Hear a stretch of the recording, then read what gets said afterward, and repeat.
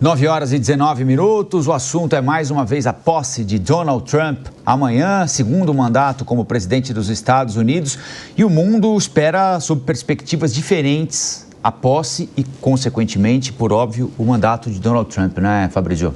Exatamente. Eu li agora há pouco o Le Monde lá da França e a capa deles de hoje tem a seguinte manchete: Trump e seus fiéis, a ruptura como credo. É isso que diz a capa do Le Monde, destacando que Donald Trump escolheu para essa sua nova equipe presidencial os seus aliados mais próximos, aqueles que foram mais fiéis a ele durante esses últimos 4 anos que ele passou na oposição.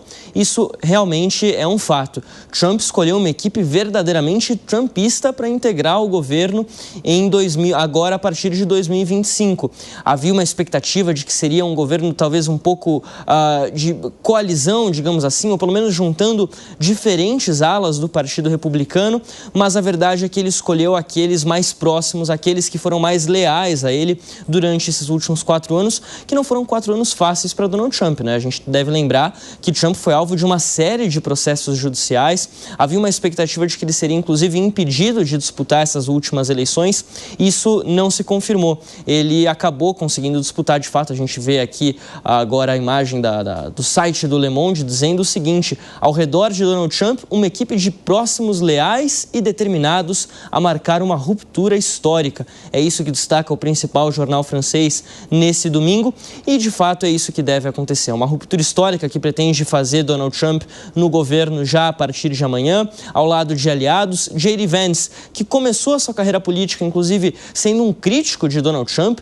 comparando ele com Hitler, isso há cerca de 8 anos atrás, 10 anos atrás, quando Trump era pré-candidato à presidência americana pela primeira vez nas eleições lá de 2016, mas agora é um grande aliado. Inclusive, a gente pode apontar J.D. Vance como um dos responsáveis por trazer novos aliados do setor das Big Techs. Então, a gente está falando aqui do Elon Musk, que teve essa aproximação muito grande com Donald Trump já durante a campanha, mais recentemente Mark Zuckerberg, e a gente vai estar de olho em um nome que deve estar hoje no comício de Donald Trump, lá na Capital One Arena, que é o Shou Zi Chew, o CEO do TikTok.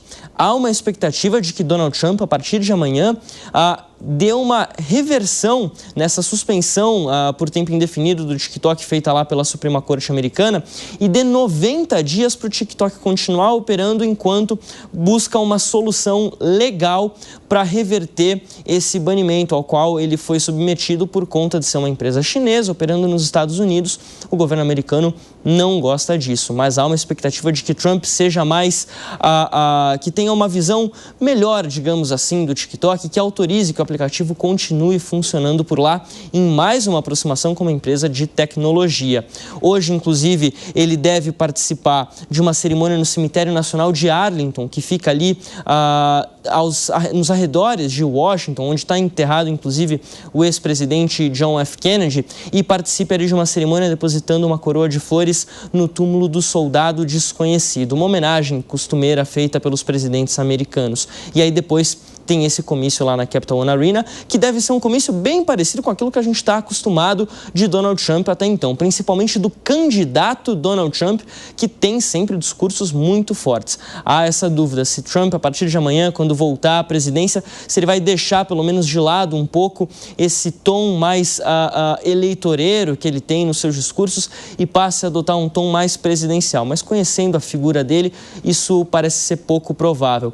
O Joe Biden, por outro lado, faz hoje a sua última viagem como presidente. Ele está indo para Charleston, lá na Carolina do Sul, participar de uma cerimônia em homenagem ao dia de Martin Luther King. E aí ele volta ainda hoje para Washington para participar amanhã, então, da posse de Donald Trump e também a sua despedida lá da Casa Branca. Vocês falavam, inclusive, da questão internacional, de como que a imprensa tem repercutido isso ao redor do mundo.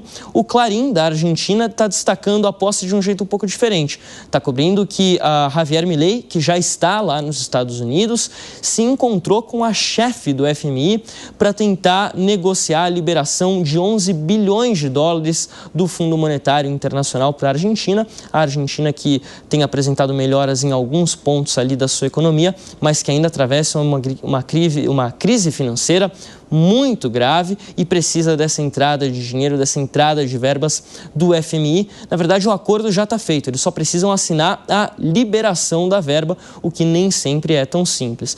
A BBC destacou também a presença ontem lá em Washington da People's March, a Marcha do Povo, que começou em 2017, na época com o nome de Marcha das Mulheres, que é um protesto anual realizado lá em Washington, sempre no comecinho do ano.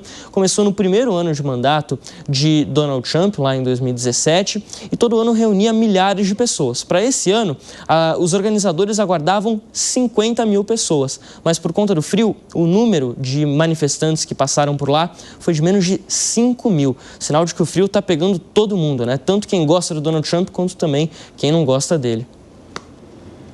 Muito bem, até daqui a pouquinho o Fabrício Nois que volta para a gente falar um pouco mais sobre a posse de Donald Trump nos Estados Unidos.